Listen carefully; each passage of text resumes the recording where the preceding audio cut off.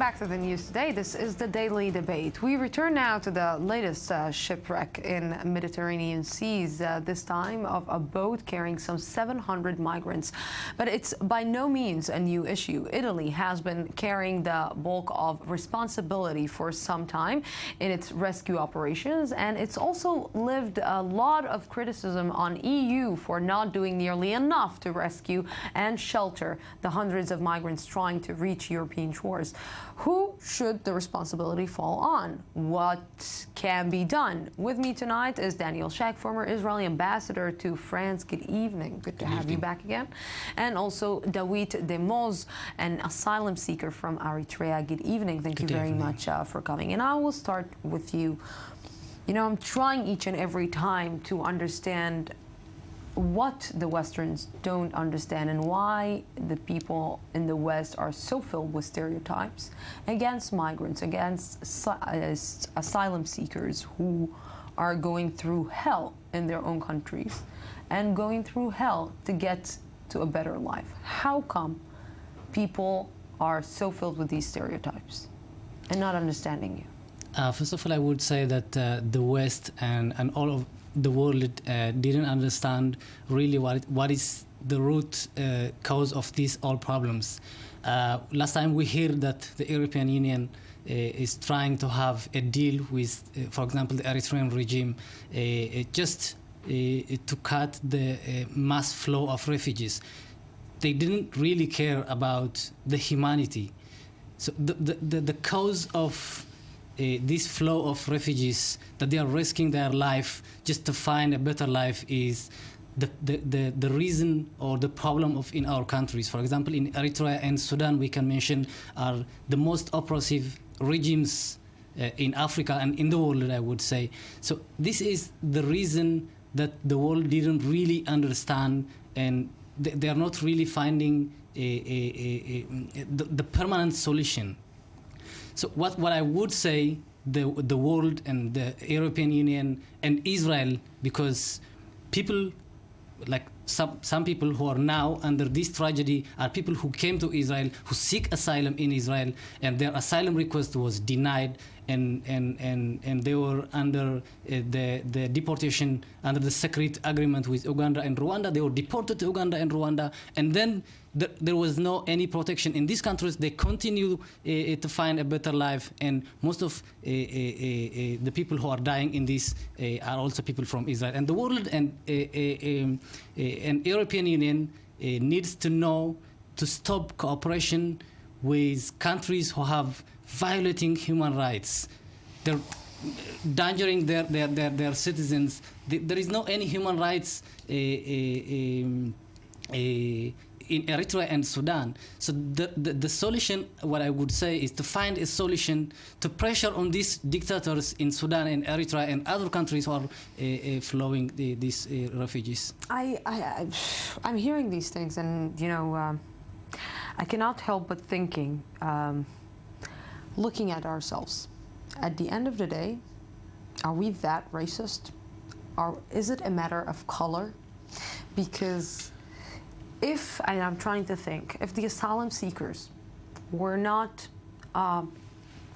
were white, not black, would they get the same treatment that people who are coming from Sudan, Eritrea, and other third world country are getting from us?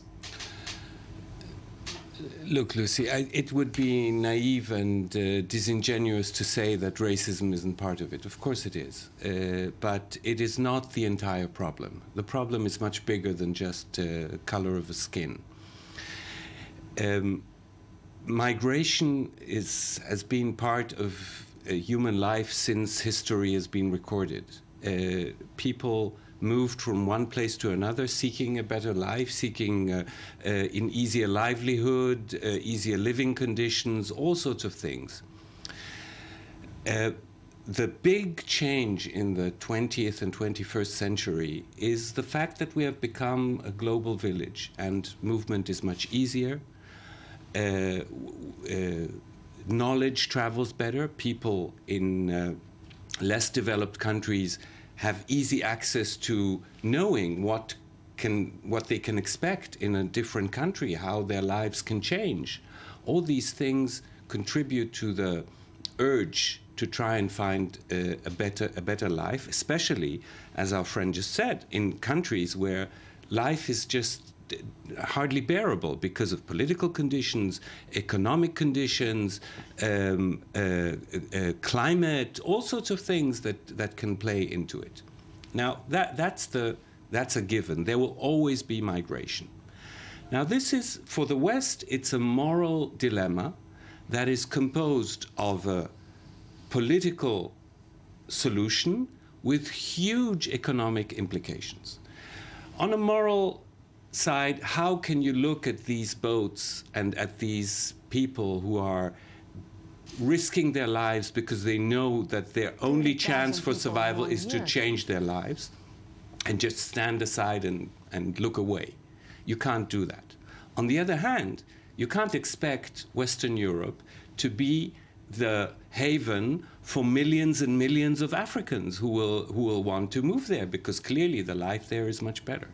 So that's the dilemma. So let's join to this to this conversation. Faima Nierenstein, journalist, former president of the Italian Commission of Foreign Affairs. My name is Fiamma. Fiamma, I'm sorry. I'm so sorry, Fiamma. You heard what we just spoke here, I believe, and we understand that Italy is taking a lot of the burden of what is happening right now in Europe and concerning the migrants. Can really the EU blame Italy for trying in its own way, in some way, to help these people? Well, the opposite. At the moment, Europe is not blaming Italy. Italy is blaming Europe. That's the situation, because we in Italy received 23,556 refugees that came by boat from Libya since the beginning of this year, which is a lot. 11,000 in 1 month only, in the last month only. And you know, even today we had a disaster of 700 people that are drawing in now in this very moment in the channel of sea between Libya and Sicily. So, you know, it's not only Libyans that are running away from an unbearable situation. It's all the Middle East that is running away, the Syrians, the Iraqi. They're running away from the Middle East, running in which direction? Running into the direction of Italy, because Italy is the closer place that they can find.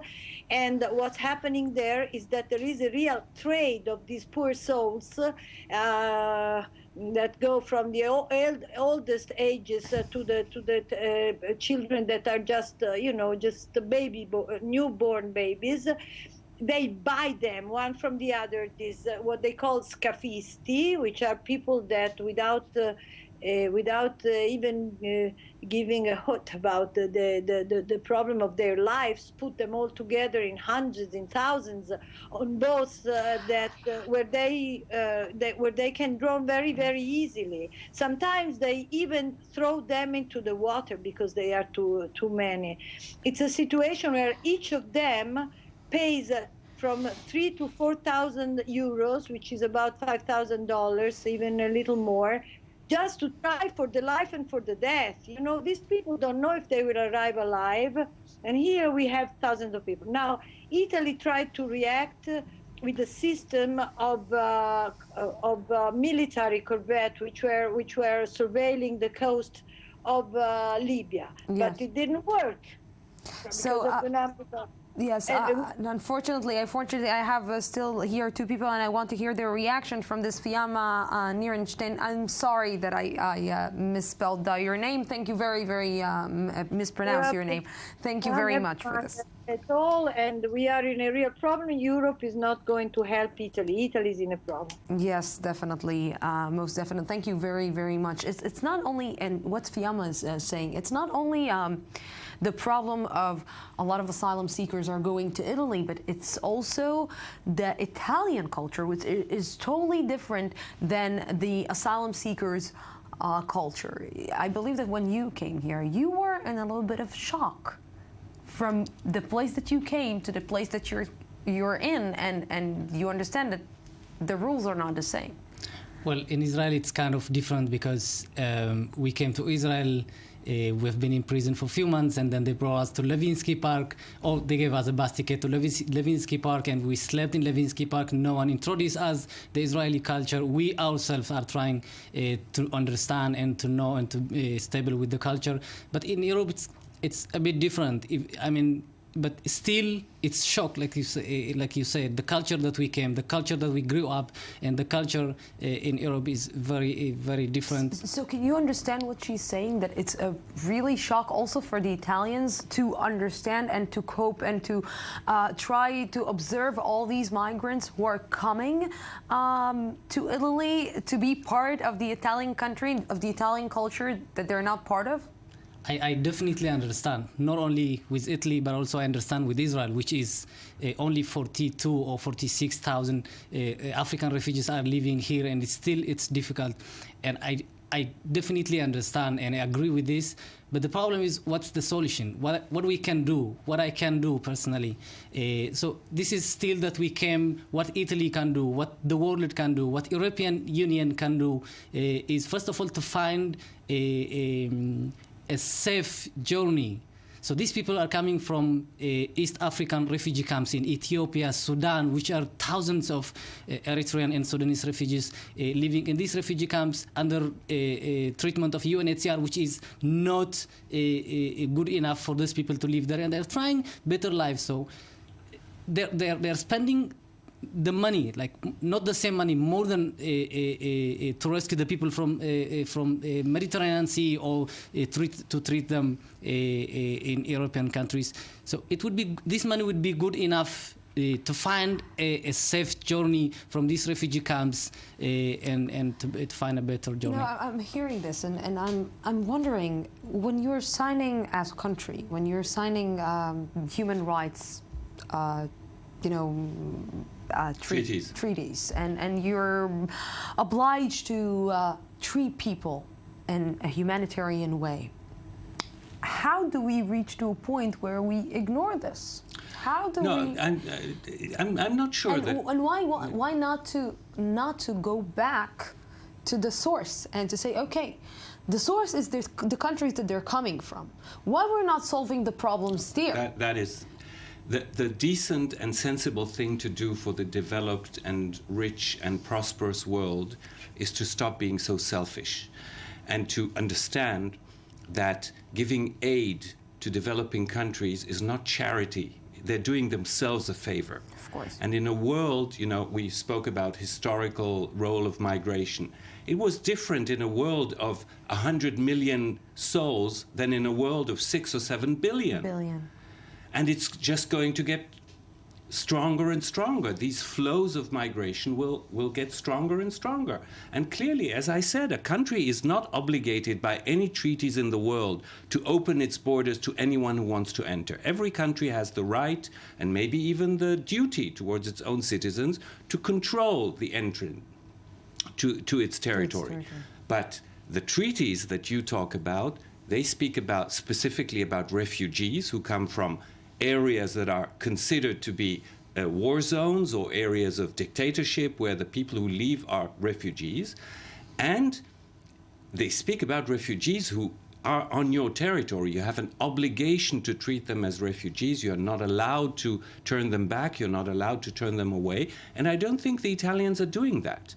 And the problem is the tip of this iceberg are these boats that are traveling from time, and that we hear about tragically mostly when one of them disappears with hundreds of people on board.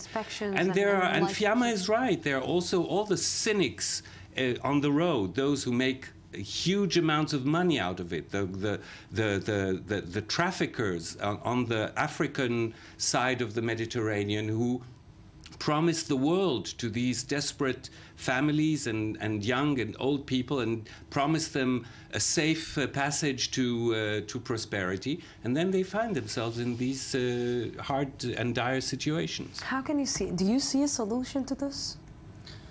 Well, as an asylum seeker in Israel?